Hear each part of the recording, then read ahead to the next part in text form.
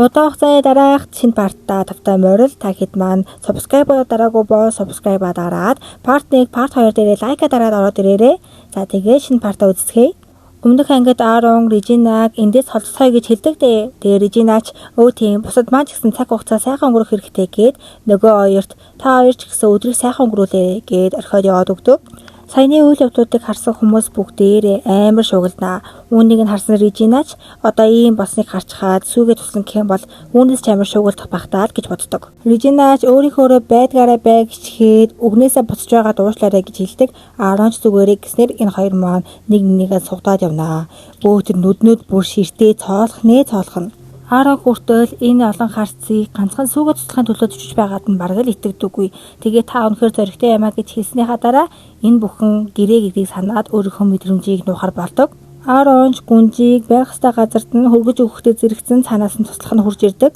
Режинач юу басан бэ гэж асуусан Теор гэдэг үгийг сонсоод шууд араас нь гүгээд явчихнаа. Теорийн хувьд өнөөдөр төрсөн өдөр нь болохоор арх хож үзхийл гин хоригдсан бүгдийг нь яхаар намайг хоригдын гээд агсан тавиад байж байсан чинь тэр цаанаас нэг чинь Теор гэж дууддаг заяа. Теорч хин намайг дуудаж төрхлөөгээд харсан чиг чинь нэг хөргөн цохиураа барьчихсан.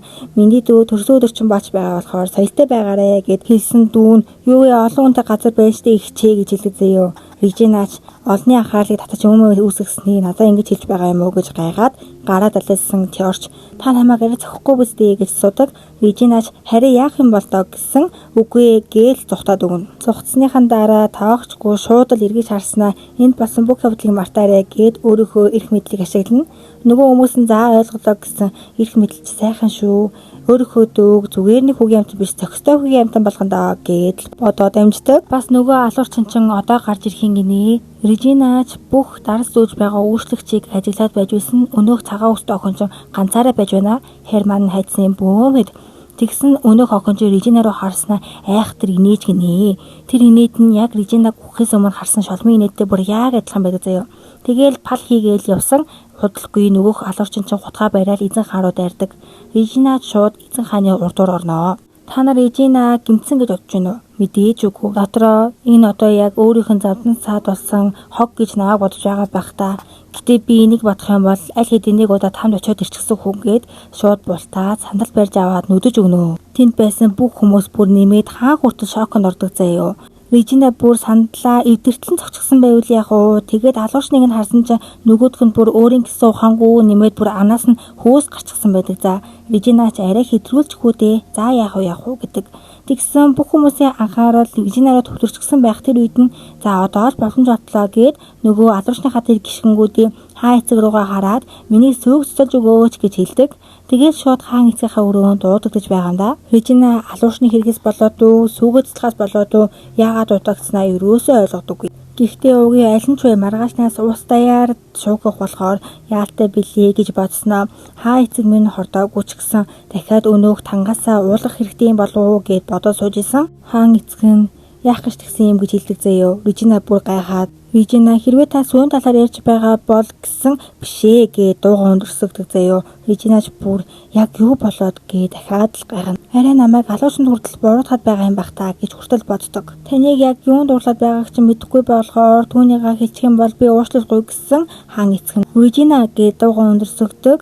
Режина бүр гайхаад яасан бэ гэсэн алуурчанд дайрж байхад яагаад миний урдуур орсон юм гинэ. Режина бүр юу вэ алуурчнаас аварч байхад над руу уурлаад байгаа юм уу гэд тэгээд би яах ёстой байсан юм алуурчин гүгээд ирж байхад зүгээр л хараа зогсож байх ёстой байсан юм уу гэд өдөөс нь ахаад л дуугаа өндөрсгөөд энэ хоёр маань нийлээд ширүүн уран амьсгалтай тулдаг. Хаан эцгэнч ямар аав өөрийнхөө амийг охиноосоо илүү тавьдаг юм гээд ууралсан Режина бүр гайхаад тэр ч тийм шүү гэж жоохон буурт хийх шиг болдог. Хаан эцгэнч охиндоо санаа зовдоггүй аав байдаг гэж үгсэн Режина тэр нь ч тийм л дээ гэдэг танд хамаатай гэж юу та охингүй штэ гэд хүйтэн хүндээ хариулдаг. Яа харахгүй дээ аав нь өдөө хүртэл охиндоо яаж хандсан бэлээ. Тийм ч амархан мартахгүй шинжтэй. Охин чинээгээ таныг ийм зүйл хэлэхэд оройтсан гэж бодож байна. Би ядраад байгаа болохоор гарлаа гэд гарсныхан дараа хаан эцэг нь бодноо. Би охиноо жоохон өөрчлөгдсөн гэдгийг анзаарсан ч гэсэн түүнтэй уулзраа олно гэж итгэж байсан юмсан гэж боддог. Режиныг гараалхаж байсан гадаа өөдөнд нь Аарон хүлээж байна. Ааронч зүгээргүй бас л эрхэмлээд шиг шалгааж өргөнөө. Яагаад тэгсэн юм? Яагаад намайг өөртөө ойрхон байлгаагүй юм? Яагаад ганцаараа тийм зүйл хийсэн юм гэдээ асуудаг. Режинач би тийм зүйл болно гэдгийг мэдээгүй шүү дээ. Яаж чамайг ойрхон байлгах вүлээ гэсэн гарнаас нь шууд барьснаа. Гойж байна, юу ч басан бэ намайг дэгдээсээ хизээчдээ холдуулаарай гэж хэлдэг. Режинач хэлсэн үгийг сонсоод инээнгүүдээ зүгээр дээ. Одооноос би чамтай их зурлах болохоор чи их залхах байх таа л гэдэг. Ааронч Режина дагалдан явсан. Режина гинэд нэрээ хүмүүс яагаад намайг чамтай зурлаад байгаа гэсэн бол алууршнаас айсан гэд хэлчихээ л гэж авч байна. Режинагийн баяртай байгаа төрхийг харсан Аарон яагаад ч энэ байдал олмол төвхтэй болох юм шиг санагдаад байна гэж боддог. Харин өнөөх шулан болго Анатай болохоор яна өнөөдөр миний төлөвлөгөө бүтэлгүйтэн гэж бодсонгүй шүү. Ядж байхад сүй туслагдчихлаа. Нэмээд гүнж нэг л өөрчлөгдчихсэн юм санагдаад байна.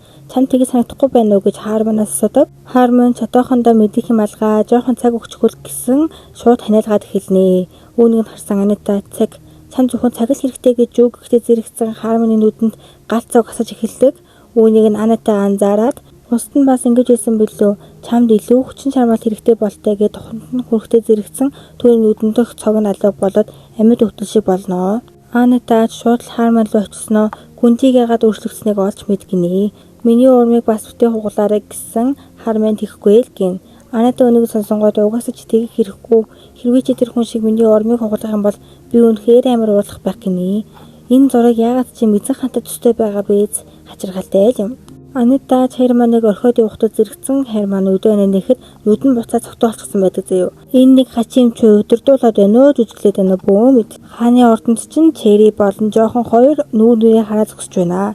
Чи үнэхээр ингэх гэж байна уу гэсэн тушаа шүү дээ л гэж байна. Энэ хоёр хоорондоо үзгээд л байх шиг байна. Зүгээр л бууж өгсөн чинь дээрдээ Чери ирэх мэй гэсэн Чери мануулаач яаснаа. Бололдоо чамаас болоод эрхэм дээдс нэмээд ханхуу хүртэл бүр үүнаа хүртэл намайг Чери гэж дуудлаа штэ л гэж байна. Өөрт нь нэлээд хэцүү байгаа болтой. Чери чи буруугаа ойлгосон бол одоо яв зөө чамаас боллоо гэсэн тэр цаанаас Теор дуудаж байна. Чери яг одоо Чери муу новшил гэж байна. Яасан бол гэсэн их чинь чаваас цөхөөрөө бариад Теорлог үгээд байгаа мэй л да.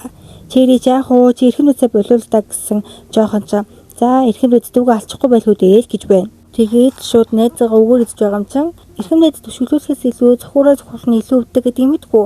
Үгүй яг би мэдэрч үзээгүй гэсэн чи удахгүй мэдэрч болох юм.